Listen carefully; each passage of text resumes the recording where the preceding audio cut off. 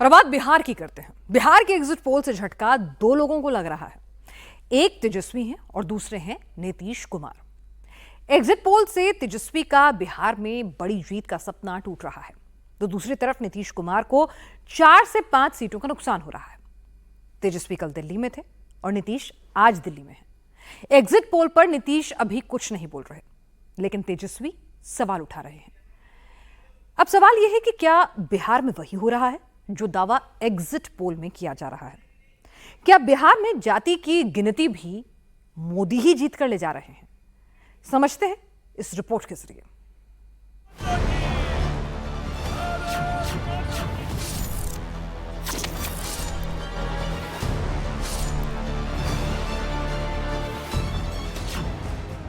बिहार का exit poll आया। Exit poll ने बिहार के 40 सीटों का रिजल्ट ये बताया। बिहार में मोदी का एनडीए 30 प्लस जा रहा है, लेकिन एनडीए का ग्राफ 39 से नीचे आ रहा है। बीजेपी अपनी सारी सीटें जीत रही है। नुकसान एनडीए में मोदी के पार्टनर्स का हो रहा है, लेकिन फिर भी तेजस्वी राहुल डबल डिजिट भी टच नहीं कर पा रहे। 1 जून को शाम 6 बजे के बाद एग्जिट पोल आया। 2 जून को सुबह नीतीश दिल्ली दौरे पर आ गए। सवाल ये है कि नतीजों से ठीक 48 घंटे पहले दिल्ली दौरे पर क्यों आए? एग्जिट पोल के नतीजों के बाद ही नीतीश ने दिल्ली का प्लान क्यों बनाया? एक रिपोर्ट कह रही है कि नीतीश कुमार की बीजेपी नेताओं से मीटिंग होगी। बिहार में कैबिनेट एक्सपेंशन को लेकर चर्चा हो सकती है। दूसरी रिपोर्ट ये है कि नीतीश मेडिकल रीजन से दिल्ली आए हैं, इलाज कराएंगे और फिर पटना लौट जाएंगे। एग्जिट पोल ने बिहार की पूरी पॉलिटिक्स बदल दी है। पटना से दिल्ली तक हलचल तेज हो गई है। 4 जून को सबसे बड़ा खेल बिहार में होने जा रहा है। बिहार वो स्टेट है जहां बीजेपी अच्छा कर रही है, लेकिन उसके पार्टनर्स कमजोर पड़ गए हैं। अगर बात 2019 की करें तो 2019 में बिहार का फैसला एनडीए के फेवर में था। एनडीए को बिहार की 40 में से 39 सीट पर जीत मिली थी। 2019 में बिहार में बीजेपी ने 17 सीटें जीती थी। बिहार में बीजेपी का स्ट्राइक रेट 100 पर था। 2019 में नीतीश की पार्टी 17 सीट पर चुनाव लड़ी थी। नीतीश को 16 सीट पर जीत मिली थी। जेडीयू का स्ट्राइक रेट 98% था। फटाफट आज टीवी पर कल से न खटाखट को देख रहा हूँ न फटाफट को देख रहा हूँ। ये दोनों अपने को तिस्मार खां बुझ रहे थे, राहुल गांधी और तेजस्वी, और शब्दों का प्रयोग, अंदाज, वो खटाखट फटाफट। अब खटाखट और फटाफट कहाँ बाहर निकल गए।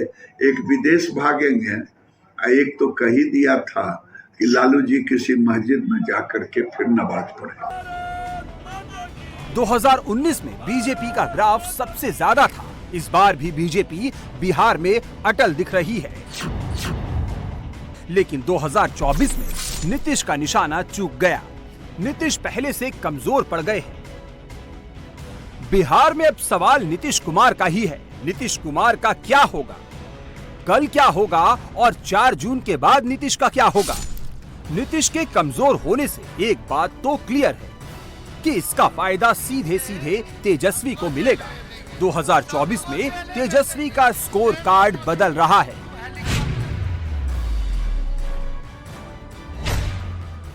2019 के स्कोर कार्ड में बिहार में आरजेडी का लालटेन किसी भी सीट पर नहीं जला था।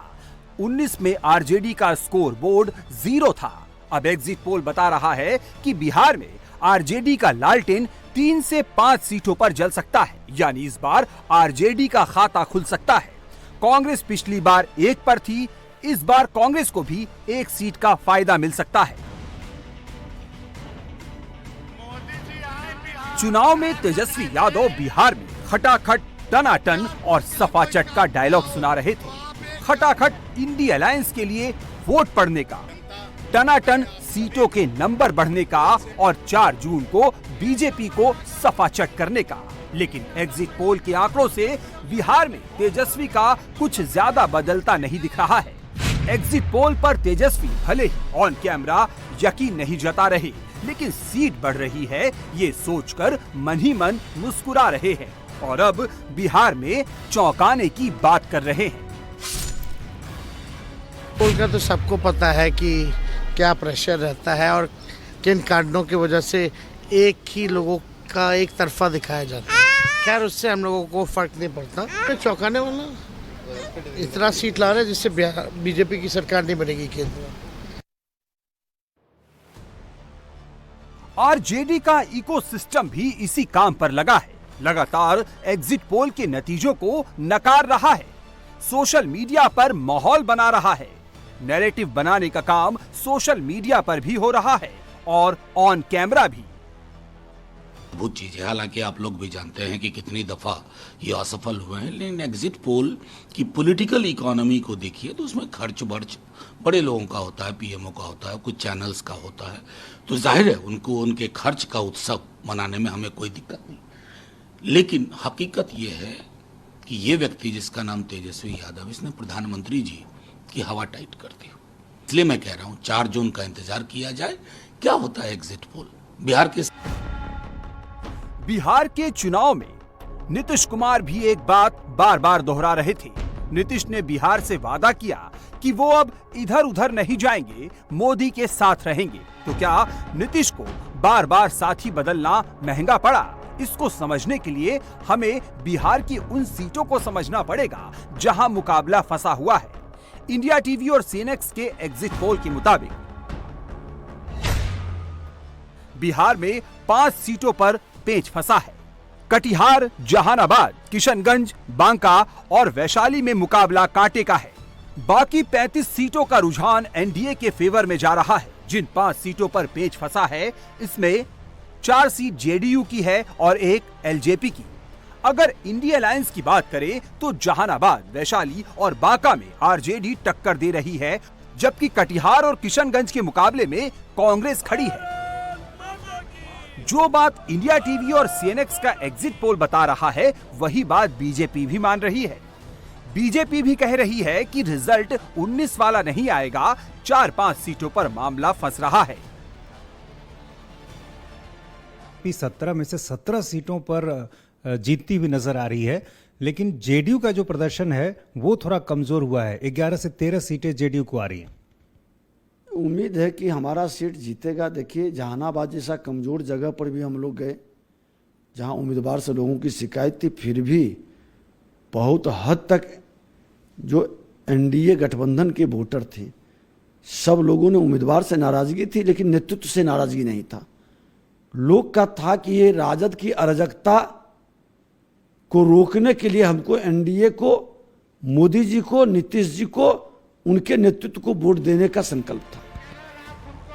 अब जरा ये समझ लीजिए कि बिहार में तेजस्वी का कौन सा कैलकुलेशन काम आया। बिहार में तेजस्वी ने एमवाई के साथ लेफ्ट और मुकेश सहनी को मिलाकर नया कॉकटेल बनाया।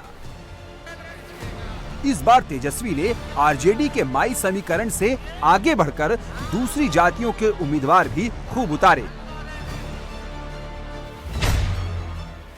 तेजस्वी ने बिहार में 1990 वाला प्रयोग किया। एनडीए की सोशल इंजीनियरिंग को फेल करने के लिए अपने खेमे से कुल 8 कुशवाहा विधायकों को टिकट दिया। कुशवाहा नीतीश का सपोर्टर है। नीतीश कुमार को बिहार में 16% वोट की गारंटी माना जाता है। इंडिया अलायंस से 2 वैश्य और भूमिहार राजपूत को भी मैदान में उतारा गया। जहां पिछड़ा वर्सेज पिछड़ा का मुकाबला होता था, वहां से उन्होंने दलित को मैदान में उतारा। जिस सीट पर कांग्रेस लड़ते आ रही थी, वहां आरजेडी का कैंडिडेट उतारा। अब इसे नवादा के एक एग्जाम्पल से समझिए। नवादा भूमिहार डोमिनेटेड सीट है। परिसीमन के बाद पिछले 3 चुनाव से नवादा में भूमिहार ही जीत रहा है। बीजेपी ने यहां भूमिहार विवेक ठाकुर और आरजेडी ने श्रवण कुशवाहा पर दांव लगाया। तेजस्वी का प्लान यहां यादव प्लस कुशवाहा को एकजुट करके बीजेपी को डेंट पहुंचाने का था, लेकिन आरजेडी का दांव उल्टा पड़ गया। आरजेडी नेता राज बल्लभ यादव के भाई विनोद यादव निर्दलीय मैदान में उतर गए।